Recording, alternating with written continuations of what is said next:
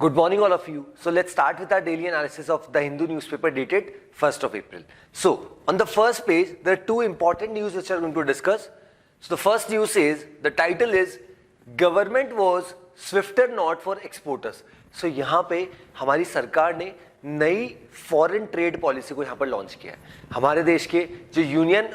Commerce and industry minister है श्री पीयूष गोयल जी, उन्होंने इसको अनवील किया है. अब यहाँ पर अगर हम बात करते हैं बेसिकली यहाँ पर न्यू फॉरेन ट्रेड पॉलिसी की, तो उसका सबसे बड़ा यहाँ पर जो क्रक्स रहा है, सबसे बड़ी चीज जो इस पर फोकस रखा गया, दैट इज एक हमने टारगेट यहाँ पे सेट किया that bye the end of the year 2030 हमारा देश का जो मर्केंटाइज गुड्स एंड सर्विसेज का जो एक्सपोर्ट है उसे हमें $2 ट्रिलियन की इकोनॉमी या उतना वहां तक पहुंचाना है. सो ये एक बहुत बड़ा लैंडमार्क अचीवमेंट है जिसके लिए हम आगे बढ़ रहे हैं, क्योंकि हमने देखा है कि हमारे ऑनरेबल प्राइम मिनिस्टर ने जिस तरीके से विजन रखा है कि हमें हमारे देश को $5 ट्रिलियन की इकोनॉमी बनाना है. देन अभी रिसेंटली कुछ CEBR that is centre for business research की भी कुछ रिपोर्ट्स आई जिसमें भी बताया गया कि bye the end of 2035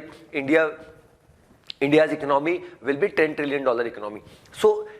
if we see these kind of situation, a lot of things have to contribute. So ऐसे में हमारे देश का जो merchandise goods and services का जो export है, that is going to help us like anything. इसी वजह से जो नई ट्रेड पॉलिसी, नई फॉरेन ट्रेड पॉलिसी जो लाई गई है, इसमें मेजर फोकस जो रखा गया दैट इज ऑन कि हमारे देश का जो एक्सपोर्ट है उसको किस तरीके से यहाँ पे बढ़ाया जाए.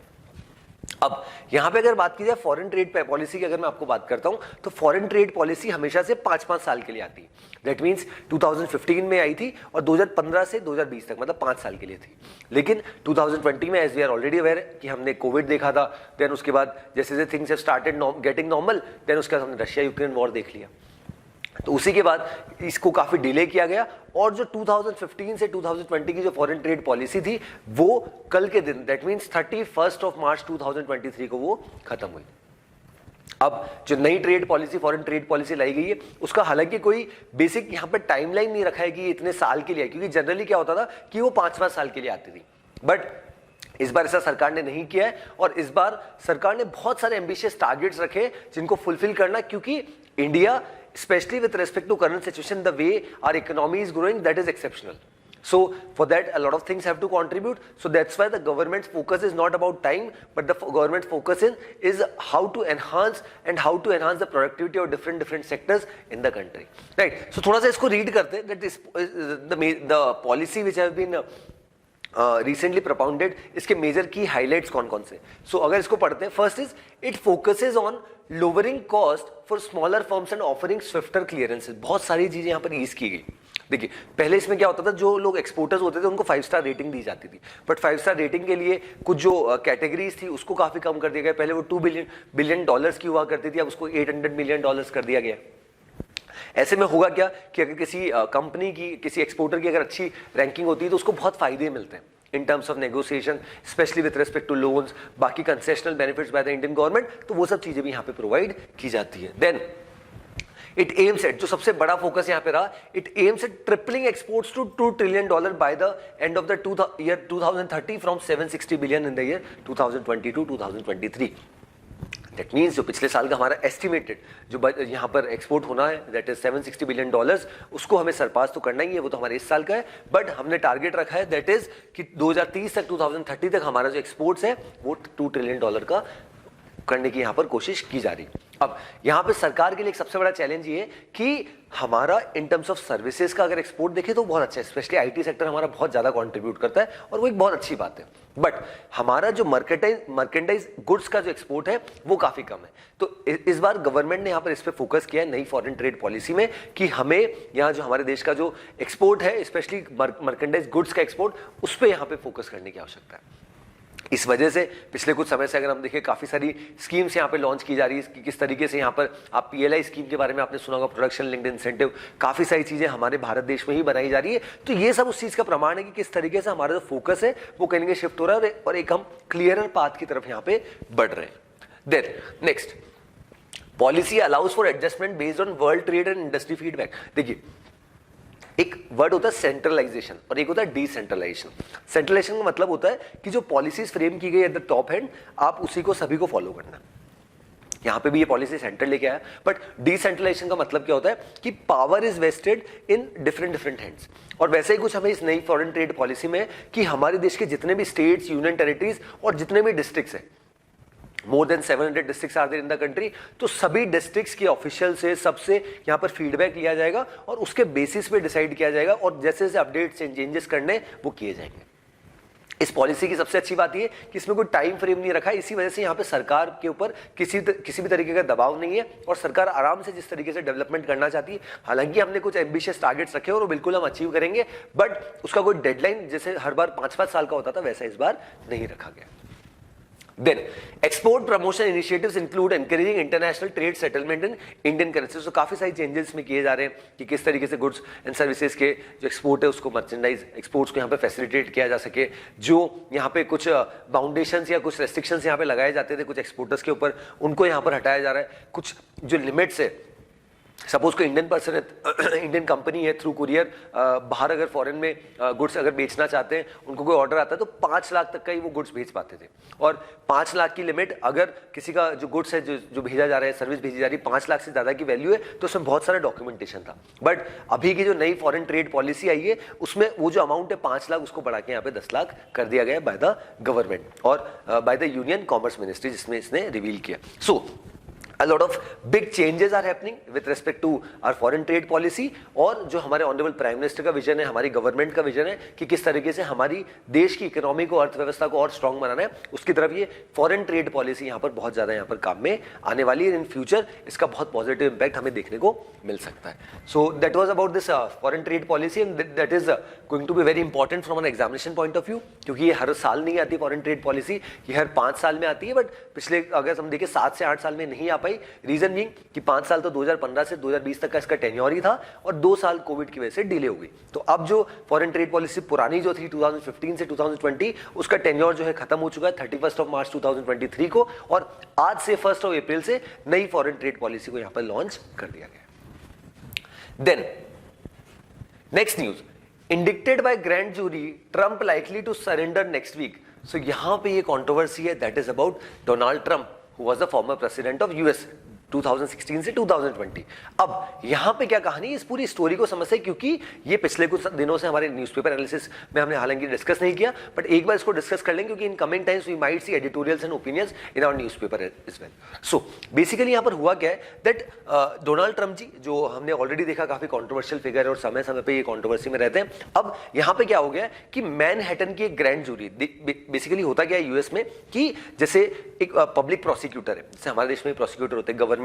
लॉयर्स होते हैं, वैसे यूएस में जो प्रोसिक्यूटर्स होते हैं वो क्या करते हैं, अगर उन्हें कुछ चार्जेस ऐसा कुछ लगता है तो वो वहां पे जो ग्रैंड जूरी होती है उसके पास जाते हैं। तो वैसे ही जो मैनहट्टन है वहां की ग्रैंड जूरी होती है, जिसमें लगभग 16 से 23 लोग उस पर्टिकुलर ग्रैंड जूरी में अलग अलग पार्ट के उसमें हिस्सा लेते हैं। और यहाँ पे अब क्या हुआ है कि वो जो ग्रैंड जूरी है उसने यहाँ पर ये डिसाइड किया है कि Trump likely to surrender next week, और उनके ऊपर कुछ चार्जेस यहाँ पे लगे, और क्या चार्जेस है उनको यहाँ पे बेसिकली समझते हैं।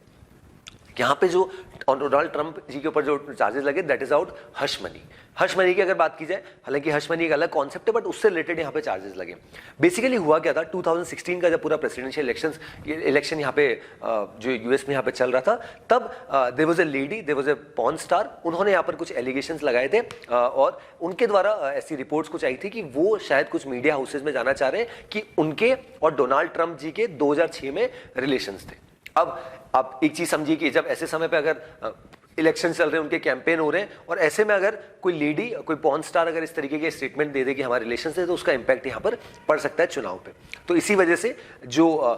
इनके लॉयर थे डोनाल्ड ट्रंप जी के, दैट इज माइकल कोहेन, उन्होंने क्या किया, वो जो महिला है पॉर्न स्टार है, फीमेल पॉर्न स्टार, उनको $1,30,000 का पेमेंट किया था। लेकिन इशू वो नहीं है, आप पेमेंट कर सकते हैं, जो भी है वो अलग कहानी। बट यहाँ पे इशू, ये कंट्रोवर्सी इसलिए आ गई क्योंकि जब बाद में जब ये पूरा, क्योंकि कोई भी पॉलिटिशियन होता है, भले भारत में हो चाहे फॉरेन में हो, तो वो जितना भी पैसा खर्च करता है उसको दिखाना होता है। बट डोनाल्ड ट्रंप ने क्या किया था, ये जो 1,30,000 का पेमेंट यहाँ पे जो फीमेल पॉर्न स्टार को दिया था, उसको उन्होंने एज ए जो लीगल फीस का पेमेंट यहाँ पर दिखाया, जो माइकल कोहेन को पेमेंट दी। तो इसी वजह से ये चार्जेस यहां पर लगेंगे कि पेमेंट तो आपने किसको किया, एक फीमेल पॉर्न स्टार को किया, बट आपने आपके जो डॉक्यूमेंट्स है, जो भी रिटर्न्स आप फाइल करते हैं, उसमें क्या दिखाया कि 1,30,000 का पेमेंट आपने किसको किया है, माइकल कोहेन को किया है, जो आपके लॉयर है, एज ए लीगल फी। तो इसी वजह से कंट्रोवर्सी यहां पर बढ़ी, और पिछले कुछ समय से ये फिर से बार बार बढ़ने लगी कि क्या उनके ऊपर क्रिमिनल चार्जेस इस तरीके के लगेंगे, क्या उनको अरेस्ट हो सकते हैं। हमने कुछ आर्टिफिशियल इंटेलिजेंस की फोटोज भी देखी, हालांकि वो फेक फोटोज थी, डी फेक्स वाली, कि डोनाल्ड ट्रंप जी को यहाँ पर पकड़ा जा रहा है, उनको मतलब जेल ले आया जा रहा है, ऐसा कुछ भी नहीं हुआ। बट हाँ, अब अगर करंट सिचुएशन यहाँ पे देखें तो आने वाले समय में प्रेसिडेंशियल इलेक्शन लड़ना, क्योंकि अब यहाँ पे डोनाल्ड ट्रंप जी की पार्टी जो है रिपब्लिकन पार्टी, वो भी ये चाहेगी कि जो आदमी थोड़ा सा कंट्रोवर्सी में, क्या उसको हमें प्रेसिडेंट के लिए नॉमिनेट, क्योंकि अगले साल 2024 में चुनाव भी है यहाँ पे यूएस में। और एक और प्रश्न यहाँ पर जो यूएस या डोनाल्ड ट्रंप की अगर बात करें, या यूएस की पॉलिटिक्स की अगर बात करें, कि इवन दो किसी के ऊपर क्रिमिनल चार्जेस है फिर भी वो प्रेसिडेंशियल इलेक्शन वहां पे लड़ सकता है, ऐसा वहां पे यूएस का कानून यहाँ पर बताता है। आई होप इससे हमें क्लैरिटी आ गई होगी कि बेसिकली यहाँ पर चल क्या रहा है और हुआ क्या है, और क्यों यहां पर डोनाल्ड ट्रंप को बार बार बेसिकली यहां पर इंडिक्टेड, क्योंकि यहां पर ग्रैंड जूरी जो मैंने बताया कि जो 16 से 23 लोगों की होती है, उसमें अगर 12 लोग, दैट मींस जो मेजोरिटी है वो अगर उसमें सहमति दे देती है तो ये चार्जेस लग जाते हैं, और वैसे ही कुछ यहां पे हुआ है। इसी वजह से यहां पे जो रिपब्लिकन पार्टी के लीडर है डोनाल्ड ट्रंप जी, उनको ऐसा बताया जा रहा है कि नेक्स्ट वीक उनके द्वारा सरेंडर किया जा सकता है। So this was about this news. चलिए आगे बढ़ते हैं। This is the city part, this we can skip. This is all political. इसको पढ़ सकते हैं, that is the famed US Museum to repatriate 15 stolen Indian artifacts। एक पर्सन है जिनका नाम है सुभाष कपूर, उनके ऊपर एलिगेशंस है कि उन्होंने कुछ भारत के जो आर्टिफैक्ट्स थे, जो पुराने हमारे जो विरासत थी, उनको सेल कर दिया और उनके रिलेटेड ट्रांजैक्शन किया, हालांकि वो भी जेल में है और वो पूरी कहानी है। और अब यहाँ पे यूएस अथॉरिटीज ने जो मेट्रोपॉलिटन म्यूजियम ऑफ आर्ट है न्यूयॉर्क का, उसने डिसाइड किया है कि हम जो 15 आर्टिफैक्ट्स है जो भारत से बिलोंग करते हैं, जो पुराने इतिहास के, पूरा लिस्ट यहाँ पे दे रखा है कि उसमें क्या क्या था, पूरा यहाँ पे बता रखा है, तो उन सबको वापस से फिर से भारत को रिटर्न किया जाएगा। अगर हम करंट की सिचुएशन में देखें तो ऑनरेबल जो अगर करंट की सिचुएशन में हमारी जो गवर्नमेंट रही है, उनका एक बहुत फोकस रहा है कि जितनी भी ऐसी चीजें जो भारत की रही है या भारत की प्राचीन विरासत रही है, अगर उनको कुछ देशों के द्वारा, ब्रिटिशर्स के द्वारा या यूएस के द्वारा या कोई दूसरे देशों के द्वारा वो चीजें अगर हमारे देश से ले जाई गई है, तो उनको वैसे से भारत यहाँ पे लाया जा रहा है। तो ये बहुत अच्छा स्टेप है और उसी की तरफ एक और कदम यहाँ पे लिया गया। अनदर न्यूज, एक हमारे लिए बहुत गर्व की बात है कि अभी रिसेंटली हमने देखा था कि हमारे यहाँ से 2 मूवीज है, दैट इज फर्स्ट तो एक मूवी है द एलिफेंट विस्पर्स, और जिसको यहाँ पे बेस्ट जो है डॉक्यूमेंट्री का यहाँ पर अवार्ड यहाँ पर मिला है, that is honourable president best documentary short का अवार्ड यहाँ पे मिला है, शॉर्ट डॉक्यूमेंट्री में बोल सकता हूँ। और as you can see in the photograph, जो हमारे ऑनरेबल प्रेसिडेंट है, वो जिन लोगों ने, दोज हुआ the makers of elephant whispers, उनको यहाँ पे वो कहीं ना कहीं उनसे मुलाकात यहाँ पे कर रहे हैं, उनको अवार्ड यहाँ पे दे रहे हैं, तो बहुत अच्छी बात है। और इसी के साथ साथ एक और जो है best original song, that is Naatu Naatu जो सॉन्ग जो है RRR मूवी का, वो भी यहाँ पे हमारा नॉमिनेट हुआ। तो बहुत अच्छी बात है कि जिस तरीके से हमारे यहाँ की जो फिल्म्स है, वो एक बहुत अच्छा प्लेटफॉर्म जो है ऑस्कर, वहाँ पे अभी रिसेंटली जो 95th ऑस्कर अवार्ड्स हुआ, एकेडमी अवार्ड्स हुआ, उसमें हमने यहाँ पे जीत दर्ज करी। चलिए, so today will be discussing one editorial, but on the next page that is about whole editorial about Sri Lanka, what the situation has been going on in Sri Lanka, and second is अभी जो हमने पढ़ा है उसी के बारे में, जैसे मैंने अभी आपको बताया था कि यूएस का जो प्रेसिडेंशियल इलेक्शन के बारे में जो इश्यूज है, अभी जो हमने डिस्कस किया था उसी के बारे में यहाँ पर बताया गया, तो उसको फिर से थोड़ा सा पढ़ लेते हैं। That is debatable indictment, Donald Trump's indictment will politically polarise American further. देखिए, चुनाव जब जब आते हैं किसी भी देश में, तो हर पॉलिटिकल पार्टी चाहती है कि उनके द्वारा किए गए कुछ ऐसी चीजें या जो उनके ऊपर बैकफायर कर सकती है, उनको यहाँ पर शांत रखा जाए। यही कुछ अभी हमने देखा था, डोनाल्ड ट्रंप ने ही किया था कि जो महिला जिनके ऊपर जिन्होंने एलिगेशन लगाए थे कि 2006 में जो है मेरे रिलेशन से डोनाल्ड ट्रंप के साथ, अगर वो चीज उस समय बाहर आती तो उसका इंपैक्ट यहाँ पे हो सकता था किसके ऊपर, डोनाल्ड ट्रंप की जीत के ऊपर। और कहीं ना कहीं डोनाल्ड ट्रंप जी जीत भी गए, और वो पूरी कहानी यहाँ पर बता रखी है कि स्टॉर्मी डैनियल्स जो है, जिनका नाम है, वो जो फीमेल पॉर्न स्टार है, और जो माइकल कोहेन का यहाँ पर बता रखा है जो इनके लॉयर है, और 1,30,000 की जो डॉलर्स का जो पेमेंट है वो उनके द्वारा किया गया था, और उसको एज ए लीगल फी यहाँ पे बताया गया था। अब यहाँ पे और क्या चीजें बताई गई कि करंट की सिचुएशन अगर हम यूएस की देखें तो यूएस में अगले साल इलेक्शंस होने, तो ऐसे में हर पॉलिटिकल पार्टी, क्योंकि यूएस में कोई भी पॉलिटिकल पार्टी की अगर बात की जाए तो वहां पे मेजरली डेमोक्रेट पार्टी जो अभी रूल में है, जो बाइडेन जिसको रूल कर रहे हैं, जिसको लीड कर रहे हैं अभी, और प्रेसिडेंट भी है यहाँ पे यूएस की, और दूसरी साइड है रिपब्लिकन पार्टी। तो दोनों आर्क राइवल रहे हैं, और नेक्स्ट ईयर जिस तरीके से इलेक्शंस होने, और डोनाल्ड ट्रंप एक बहुत बड़े यहाँ पर कह सकते हैं अपोनेंट हो सकते हैं, बहुत अच्छी टक्कर यहाँ पे दे सकते हैं, क्योंकि 2020 में भी जब उनकी हार हुई थी तो भी मार्जिन इतना ज़्यादा नहीं था। तो वो एक बहुत बड़े लीडर रिपब्लिकन पार्टी के, but now comes the question and now the ball lies in the hands of the Republican party कि कोई एक ऐसा पर्सन है जिसके ऊपर कुछ एलिगेशंस है, तो क्या उसके साथ वो कंटिन्यू करना चाहते हैं फ्रॉम और क्या उसको नॉमिनेट करना चाहते हैं फॉर अ प्रेसिडेंशियल पोस्ट। तो वो एक अपने आप में बहुत बड़ा क्वेश्चन है, इसी को भी यहाँ पर ऑथर ने हाईलाइट किया। और ये जो पूरा इशू है, हालांकि हमने इसको ऑलरेडी डिस्कस कर लिया कि मैनहट्टन की जो ग्रैंड जूरी उसने किस तरीके से यहाँ पर डिसाइड किया और किस तरीके से चार्जेस लगे, और अब फाइनली आने वाले समय में क्या हो सकता है उसको भी यहाँ पे ऑथर ने बताया। चलिए अब हम श्रीलंका की पूरी सिचुएशन समझते हैं, और क्योंकि रिसेंटली अभी हमने देखा था श्रीलंका को $3 बिलियन का एक बेल आउट पैकेज मिला, so, इसको रीड करते हैं अच्छे से, इसको समझते हैं बेसिकली यहाँ पर क्या हुआ क्या है। That is a long and rocky road to economic recovery. The International Monetary Fund has approved a $3 billion package for Sri Lanka when the government implements the conditions stipulated by the fund, it is श्रीलंका's poor who will bear the brunt, reports Meera Srinivasan. ठीक है, अब यहाँ पे जैसे अभी recently हमने देखा 20 मार्च को कि श्रीलंका की गवर्नमेंट ने एक तरीके से, और श्रीलंका के जो प्रेसिडेंट है रानिल विक्रमसिंघे जी, इन्होंने अनाउंस किया कि Sri Lanka is no longer a debt ridden country, और अब श्रीलंका को जो है बेल आउट पैकेज यहाँ पे मिल चुका है। बट यहाँ पे ऑथर ने काफी सारी चीजें बताई, इसका पुअर के ऊपर क्या इम्पैक्ट, सरकार के ऊपर क्या, उन सबको हम यहाँ पे समझेंगे। देखिए 20 मार्च एक लैंडमार्क डे है यहाँ पे श्रीलंका की करंट सिचुएशन में, क्योंकि Sri Lanka was eyeing for this IMF bail out for nearly months, लगभग साल भर से उसके लिए वो लगे थे, और काफी महीनों से तो बहुत ज्यादा जद्दोजहद यहाँ पे हो रही थी। श्रीलंका के काफी लीडर्स यहाँ पे चेंज हुए, और जो राजापक्षा फैमिली थी, जिस तरीके से महिंदा राजापक्षा प्राइम मिनिस्टर थे, गोटाबाया राजापक्षा प्रेसिडेंट थे, उनके खिलाफ जिस तरीके से लोगों का प्रोटेस्ट था, उनको कुछ को गोटाबाया राजापक्षा को देश छोड़ना पड़ा। और इवन नए finance minister, foreign minister Ali Sabry हमने देखा था, वो आए थे, वो बार बार US जा रहे थे, IMF के साथ नेगोशिएशंस कर रहे थे, बट कुछ बड़ा फायदा यहाँ पर नहीं देखने को मिल रहा था। अब यहाँ पे क्योंकि नई सरकार आई है, दिनेश गुणवर्धने नए प्राइम मिनिस्टर हैं, रानिल विक्रमसिंघे नए प्रेसिडेंट हैं, तो उनके लिए ये एक बहुत बड़ा चैलेंज था कि कैसे फिर से देश को सही दिशा में लेके आए। उसके लिए उनको पैसों की जरूरत थी, दैट इज डॉलर्स की जरूरत थी। और अब यहाँ पे जो अनाउंस किया गया और जिसके इनिशिएशन, अगर कोई कुछ देश जिनके साथ आप ट्रेडिंग अच्छे वॉल्यूम पे करते हो, दैट इज श्रीलंका की सिचुएशन देखें तो इंडिया, चाइना और जापान सबसे बड़े उनके लेंडर्स है जिनके साथ ट्रेड होता है। तो India was among the first few countries जिन्होंने फाइनेंशियल असिस्टेंस दी थी, और जो कह सकते हैं IMF को बोला था कि आप लोन दे दीजिए, और एज ए सिक्योरिटी असिस्टेंस भी हमने दी थी। उसके बाद चाइना और जापान ने जैसे दी, तो उसके बाद फाइनली $3 बिलियन का पैकेज यहाँ पे मिल गया। अब यहाँ पे जो स्टेटमेंट दिया उसको पहले पढ़ते हैं। दैट श्रीलंका, ये रानिल विक्रमसिंघे जी जो प्रेसिडेंट है श्रीलंका के, उनका स्टेटमेंट है that Sri Lanka will no longer be deemed bankrupt, president Ranil Wickremesinghe said during a special address to parliament. Then उसके बाद जैसे ये पूरा इंसिडेंट हुआ, किस तरीके से खुशी का माहौल था उसको समझते हैं। विक्रमसिंघे सपोर्टर्स रिजॉइस्ड, सम बर्स्ट फायरक्रैकर्स। ठीक है, then for them it was not just a breakthrough in economic recovery but also the political redemption of an accidental president इसलिए बोला जा रहा है क्योंकि Gotabaya Rajapaksa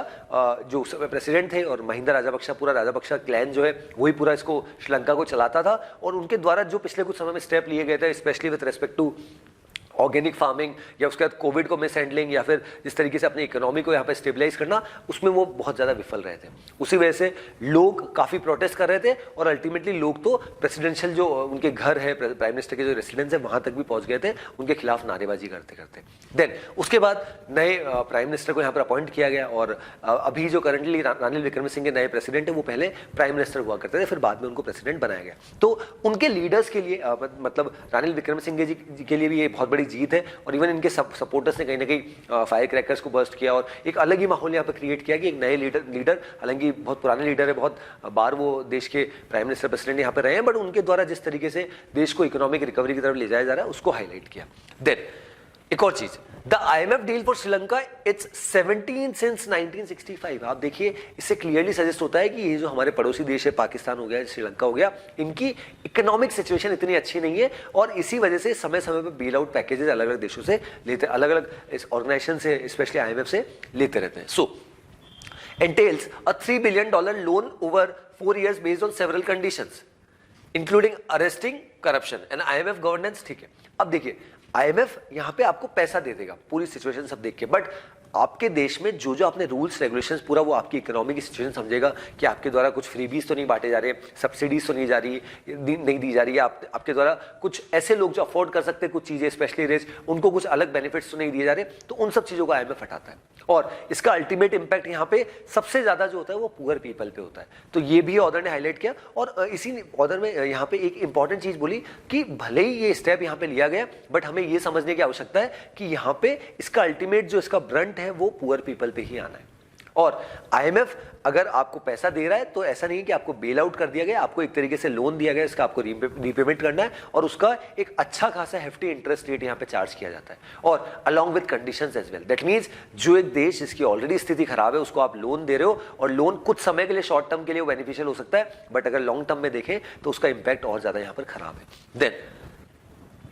in fact, critics accuse IMF of facilitating more external borrowings in already heavily in debt countries। मतलब ऐसे कुछ देश जो ऑलरेडी बहुत इन डेप्ट है, जिनकी इन डेप्ट का मतलब हो गया कि जिनकी स्थिति और बहुत खराब है, जिनके पास पैसा नहीं है, तो उनको आप और ज्यादा लोन यहाँ पे दे रहे हो। और economist and foreign debt experts around the world have also been urging the IMF to suspend the use of surcharges. Surcharges मतलब वो पैसा देते हैं फिर उसके ऊपर टैक्सेस बहुत सारे लगाते हैं, तो आपको पैसा तो मिल जाता है शॉर्ट टर्म के लिए, वो बेनिफिशियल है, बट क्या इसका लॉन्ग टर्म का इंपैक्ट क्या होगा। सेकेंड थिंग, आप यहां पे हमें पैसा दे रहे हो, लेकिन दूसरा प्रश्न यहां पे है कि आप हमारे देश की जो पॉलिसीज है उसमें भी हस्तक्षेप कर रहे हो कि हम कुछ सब्सिडीज दे रहे हैं, कुछ भी दे रहे हैं, हो सकता है पुअर्स को दें, कुछ भी दे, बट उसका अल्टीमेटली जैसा मैंने बताया इंपैक्ट तो पुअर्स पे ही आना है। तो इसी वजह से यहाँ पे हालांकि एक बहुत अच्छा रिजॉइस वाला सिचुएशन है, काफी सारे लोग जो श्रीलंका के हैं वो काफी इसको सपोर्ट कर रहे हैं कि बहुत अच्छी चीज हुई है, बट अल्टीमेटली यहाँ पर इसका पॉजिटिव साइड भी हमें देखना है और नेगेटिव साइड भी देखना है कि प्रोज एंड कॉन्स की इसका क्या हो सकता है, और उसके तहत हमें पूरा यहाँ पर समझना है। अब यहाँ पे अगर हम करंट की सिचुएशन देखें तो श्रीलंका में even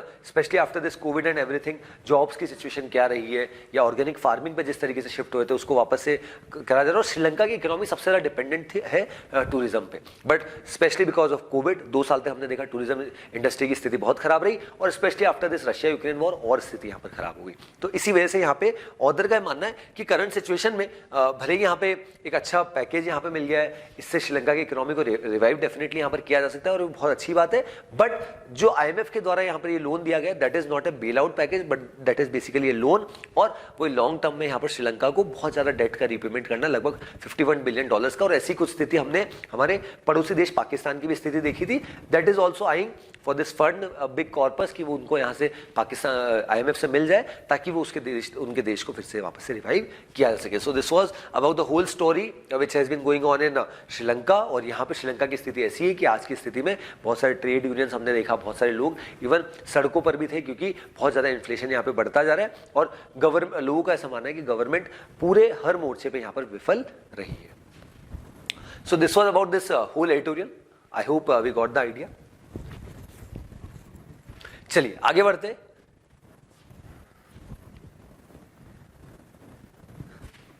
So what the title says, next news,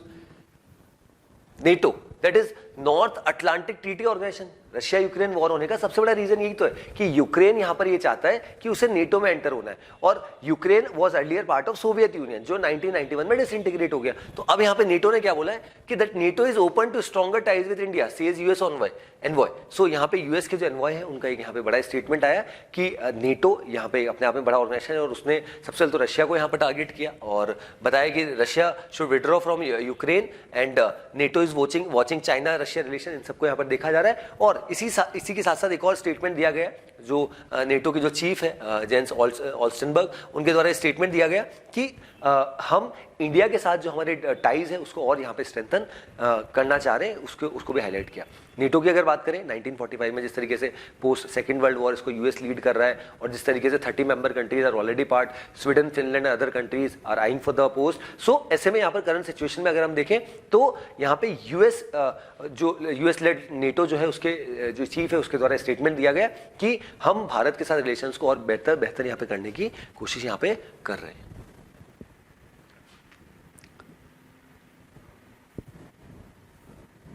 चलिए नेक्स्ट न्यूज पढ़ते हैं। रशिया ने यहां पर अभी रिसेंटली एक पूरी कह सकते हैं पॉलिसी टाइप निकाली है, उसमें क्या है दैट इज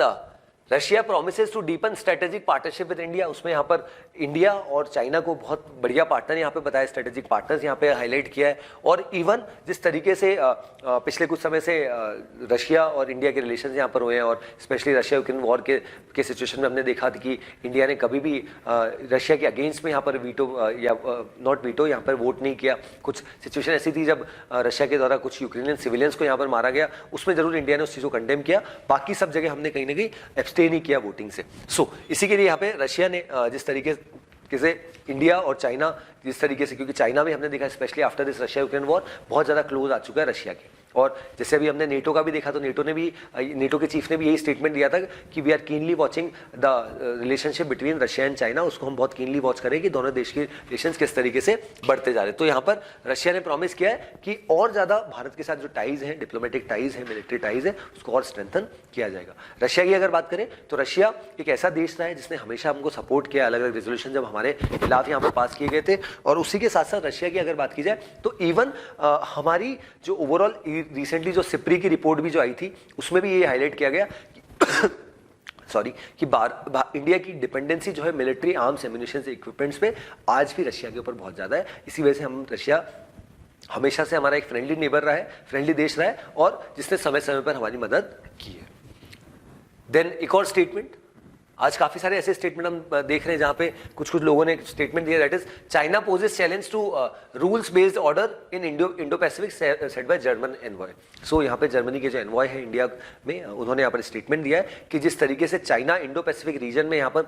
अलग रोल यहाँ पे प्ले कर रहा है, उससे अपने आप में इंडो पैसिफिक रीजन में बहुत ज़्यादा यहाँ पर खतरा है। तो ऐसे में हमें और कलेक्टिवली यहाँ पर साथ आने की आवश्यकता है। और स्पेशली जो सिचुएशन यहाँ पर चाइना करता है, बार बार अलग अलग टेरिटरीज को, अलग अलग आइलैंड्स को यहाँ पर क्लेम करता है, अपनी टेरिटरी बताता है, साउथ चाइना सी की बात की जाए, इंडो पैसिफिक रीजन की, तो उसको भी यहाँ पे जो जर्मनी के जो एनवॉय है, एम्बेसडर जो है भारत में, फिलिप एक्करमैन, उन्होंने इसको हाईलाइट किया that China is posing a major challenge to rules based order in Indo Pacific set by Germany envoy. हालांकि this is statement, we need not to make notes of this news, but हमें पता होना चाहिए कि basically किस तरीके से China का स्टांस है, इंटरनेशनल जियोपॉलिटिक्स क्या चल रही है, रशिया क्या स्टांस है, और अभी करंट में यूएस किस तरीके से आगे बढ़ रहा है। Then, highest proportional increase of Covid cases in India. अब पिछले कुछ समय से अगर हम देखें तो पूरे भारत की बात की जाए, कुछ रिपोर्ट्स यहाँ पर आई है तो बहुत सारे देशों में केसेस फिर से बढ़ने लग गए। अब ऐसे में यहाँ पर क्या किया जा रहा है, कैसे ऑलरेडी अगर इंडिया की बात करें, इंडियन गवर्नमेंट ने ऑलरेडी इसका संज्ञान लिया है, ऑलरेडी मीटिंग्स हुई है और 10th and 11th of April को हमारे देश में मॉक ड्रिल होनी है, जिसमें पूरा जो हेल्थ इंफ्रास्ट्रक्चर है हमारे देश का, सारे स्टेट्स का, सारी यूनियन टेरिटरीज का, उसमें जो ऑक्सीजन सप्लाई हो गया, मेडिकल बेड्स हो गया, वैक्सीनेशन हो गया, सभी का ध्यान रखा जाएगा कि क्या सिचुएशन है, हमारी ऑपरेशनल प्रिपेयर्डनेस क्या है विद रिस्पेक्ट टू कोविड, और आने वाले समय में अगर केसेस और बढ़ते हैं तो कैसे हम उसको कोप अप कर पाएंगे। इसमें अभी जो सबसे बड़ा वेरिएंट है दैट इज XBB.1.16 जो ओमिक्रॉन का ही सब लीनिएज है, उसका वेरिएंट है, उसके केसेस अभी सबसे ज्यादा south east Asia, south Asia में हमें देखने को मिल रहे हैं। और स्पेशली हमने भारत में भी देखा, दिल्ली हो गया, हिमाचल प्रदेश हो गया, कुछ ऐसे स्टेट्स है साउथ में, तमिलनाडु, केरला, यहां पे कंटिन्यूअस बेसिस पे कोविड के केसेस राइज हो रहे हैं। चलिए, then on the world section,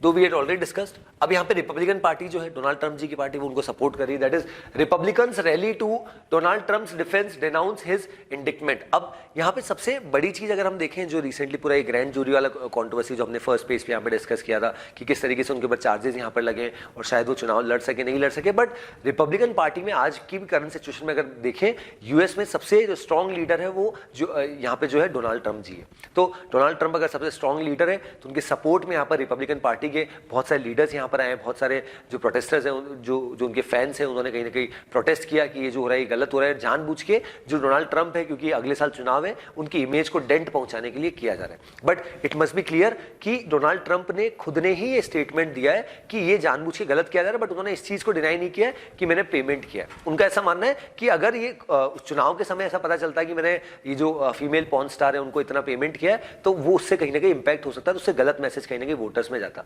but उन्होंने ये नहीं बोला कि उन्होंने पेमेंट किया है नहीं किया, दैट मींस ये क्लियरली एक इंडिकेशन है कि हो सकता है कि 2006 में सो अब यहाँ पे डोनाल्ड ट्रंप के लिए सबसे बड़ा चैलेंज है कि करंट सिचुएशन में कैसे आने वाले जो चुनाव है उसमें देखें, क्योंकि रिपब्लिकन पार्टी के भी काफी सारे लोग हैं जो उनके खिलाफ यहाँ पे आ चुके हैं, और even there are certain arch rivals of Donald Trump as well within Republican party जो ऐसा चाहते हैं कि वो उनकी भी मंशा है कि वो प्रेसिडेंट बनना चाहते हैं. सो हालांकि कुछ there are certain persons who are supporting Donald Trump in the current situation, but the road ahead is not going to be easy for Donald Trump if you see the current situation, specially जो भी पूरी controversy हुई है, और शायद उनको अगले हफ्ते यहाँ पर जेल भी जाना पड़े. और ऐसा पहली बार, अगर हम यूएस के इतिहास की बात करें 200 साल के इतिहास में, आज दिन तक भी हमने ऐसा सिचुएशन नहीं देखा जहां पे कोई प्रेसिडेंट, कोई फॉर्मर प्रेसिडेंट के ऊपर इस तरीके के क्रिमिनल चार्जेस यहाँ पे लगे हो. बट ऐसा पहली बार हुआ है जिस तरीके से यहाँ पे मैनहट्टन की ग्रैंड जूरी ने यहाँ पर उनके अगेंस्ट में यहाँ पर जो है डिसीजन सुनाया है. Then US affirms ties with Israel, wants not to trigger tension. So यहाँ पे अगर हम US की बात करें, इसराइल की बात करें, दोनों बहुत स्ट्रॉन्ग देश है, दोनों के रिलेशंस हमेशा से बहुत फ्रेंडली नेशंस वाले रहे. बट अभी यहाँ पर अगर देखें पिछले कुछ समय में, तो इसराइल की जो करंट सिचुएशन है, इसराइल के जो करंटली नए प्राइम मिनिस्टर बने बेंजामिन नेतन्याहू, जो 6 टाइम बने, तो जैसे ही वो यहाँ पर आए प्राइम मिनिस्टर बन के, तो उनके द्वारा कुछ स्टेप्स जो लिए गए उनको लोग काफी क्रिटिसाइज करें. वो जुडिशरी की जो पावर्स है उनको कम करना चाहते हैं, इसी वजह से लोग काफी प्रोटेस्ट कर रहे हैं. अब यहाँ पे यूएस ने इसमें इंटरवीन किया है, और यूएस ने यहाँ पर क्या बोला है कि हाँ, उनके जो टाइज है वो तो हमेशा से अच्छे रहे, बट जो भी सिचुएशन हो रही है, जुडिशियल जो चेंजेस यहाँ पे जुडिशरी में चेंजेस जो बेंजामिन नेतन्याहू यहाँ पर लाना चाह रहे हैं, उसको थोड़ा सोच समझ के करे और जो लोगों के हित में हो, ऐसा यहाँ पर यूएस ने माना है कि वही चीज यहाँ पे इजराइल की गवर्नमेंट को करनी चाहिए. क्योंकि यहाँ पर इजराइल की गवर्नमेंट में अभी करंट सिचुएशन सबसे बड़ी समस्या ये है कि इजराइल में अभी हमेशा से, हालांकि जब से इजराइल बना है हमेशा से ही एक कोएलिशन गवर्नमेंट रही है, और अभी भी जो वहां की पार्लियामेंट है जिसको नेसेट बोला जाता है, जिसमें 120 सीट्स है, तो जो रूलिंग पार्टी है बेंजामिन नेतन्याहू की, उनको मात्र 32 सीटें ही है. तो उनका जो कोएलिशन हुआ है कुछ पॉलिटिकल पार्टी से, जिनकी 2 सीट से 5 सीट से 7 सीट है, 4 सीट है, तो ये सब एक्सट्रीम फार राइटिस्ट ग्रुप है. तो जैसे ही वो यहाँ पर पावर में आए, जिस तरीके के द्वारा उनके चेंजेस किए गए, तो वो क्लियरली सिग्नल है कि बेंजामिन नेतन्याहू के द्वारा, क्योंकि बेंजामिन नेतन्याहू ऐसे लीडर है जो फॉर्मर पुराने लीडर तो है, बट उनके ऊपर भी करप्शन चार्जेस है. तो जुडिशरी की पावर्स को कम करना एक क्लियरली मैसेज है कि शायद उन्हें ऐसा लगता है कि शायद इन फ्यूचर उनको भी जेल ना जाना पड़े. इस वजह से भी लोग वहां के बहुत ज्यादा प्रोटेस्ट कर रहे हैं against Benjamin Netanyahu. Then NATO chief says Finland to become member. अब यहाँ पे नेटो की अगर बात की जाए, हमने अभी भी डिस्कस किया कि नॉर्थ अटलांटिक ट्रीटी ऑर्गेनाइजेशन और रशिया यूक्रेन वॉर होने का सबसे बड़ा रीजन यही है क्योंकि यूक्रेन जो पहले यूएसएसआर का पार्ट होता था, सोवियत यूनियन का, अब यूक्रेन बोल रहा है कि हमें ये जो नेटो ग्रुप है इसमें पार्ट लेना है या इसका मेंबर बनना है. अब ये चीज हमें पता है कि Russia being a communist country, उसके लीडर जो है मिस्टर पुतिन बहुत स्ट्रॉन्ग है, तो उन्होंने बार बार समय समय पर कहा था कि ये गलत है कि जो इसमें यूक्रेन जो है ऑलरेडी यूएसएसआर का पार्ट होता था, सोवियत यूनियन का, अब वो क्या चाह रहा है कि वो नेटो का पार्ट बने. बट क्योंकि यहाँ पर जो नेटो कंट्रीज है, यहाँ पे यूएस को लीड करता है, वेस्टर्न कंट्रीज है, उन्होंने बहुत सपोर्ट किया था यूक्रेन को, बोला था कि आप आ जाइए, कोई ऐसा अटैक वटैक नहीं होगा. और आज सिचुएशन हम ये देख रहे हैं कि लगभग साल भर से ज्यादा का समय, 13 महीने से ज्यादा का समय हो चुका है, और ये यहाँ पे रशिया जो इसको जिस तरीके से यूक्रेन पे अटैक करता है, और रशिया उसको क्लेम करता है कि हमने कोई वॉर वाली सिचुएशन नहीं है, that is basically A special military operation. और यहाँ पे यूक्रेन को, रशिया का जो इतिहास है, रशिया ने जिस तरीके से 2014 में भी क्रीमिया रीजन पे यहाँ पर कब्जा किया था, वो भी एक क्लियरली सिग्नल है कि रशिया जिस तरीके से यहाँ पर डोमिनेंस यहाँ पर दिखाता है अपने रीजन में, बट स्टिल जिस तरीके से यहाँ पर यूक्रेन के द्वारा स्टेप लिया गया. और अब यहाँ पे, क्योंकि अगर आप सिंपल चीज देखें तो सेकेंड वर्ल्ड वॉर के बाद पूरे वर्ल्ड में 2 ही धड़े थे. हालांकि भारत तो एनएम का पार्ट था, नॉन अलाइंड मूवमेंट का, बट एक था यूएसएसआर और एक था नेटो. तो यहाँ पे यूएसएसआर जो है अगर डिसइंटीग्रेट हो गया 1991 में, तो नेटो को भी खत्म हो जाना चाहिए था. बट क्या नेटो खत्म हुआ? नेटो तो और ज्यादा अपने आप को एक्सपांड करता जा रहा है और नए नए देशों को यहाँ पे इंक्लूड किया जा रहा है. और अभी यहाँ पर क्या हुआ है कि नेटो के चीफ ने यहाँ पर स्टेटमेंट दिया है, जेंस स्टोल्टनबर्ग, कि अब यहाँ पे फिनलैंड को भी मेंबर बनाया जाएगा. पहले हमने देखा था कि स्वीडन और फिनलैंड दोनों ने यहाँ पर अप्लाई किया था नेटो की मेंबरशिप के लिए, और अब यहाँ पे उनके जो चीफ है उनके द्वारा स्टेटमेंट भी दिया गया कि फिनलैंड को जल्दी यहाँ पे मेंबर बनाया जाएगा. So all these are clear signals कि the way things are going in the international geopolitics. Even countries like US as well, they also don't want that this war which has been going on for more than a year, ये जल्द से जल्द खत्म हो. क्योंकि हमने already discuss किया है कि यूएस वर्ल्ड का सबसे बड़ा डिफेंस एक्सपोर्टर है, और ऑन वन साइड जब यूएस बात करता है कि हमें इस वॉर को रोकना है, ऐसा स्टेटमेंट कभी भी मध्यस्थता यूएस के द्वारा नहीं की गई. बट करंट सिचुएशन में यूएस के प्रेसिडेंट वहां पे जाते हैं, जो बाइडन, और उन्होंने $500 मिलियन का यहाँ पे पेमेंट देते हैं, और अल्टीमेटली वो पेमेंट कहां पे यूटिलाइज होगा? उस पेमेंट से जो यूक्रेन है करंट सिचुएशन में क्या करेगी? और ज्यादा हथियार खरीदेगी, और हथियार का हमने ऑलरेडी डिस्कस किया, सबसे बड़ा एक्सपोर्टर यूएस ही है. So this was about this news about this NATO, कि किस तरीके से यहाँ पर फिनलैंड को भी जल्द से जल्द यहाँ पे मेंबर बनाया जाएगा. सो द इकोनॉमी सेक्शन सबसे बड़ी जो न्यूज़ थी हमने ऑलरेडी डिस्कस करी, दैट इज जो हमारी नई फॉरेन ट्रेड पॉलिसी हमारे union minister commerce minister Piyush Goyal ji ने लॉन्च करी, तो उसको आप बिल्कुल पढ़ सकते हैं, वो हमारे एग्जाम पॉइंट ऑफ व्यू से बहुत इंपॉर्टेंट है. So herein I conclude with today's session. So that's all from my side. Thanks for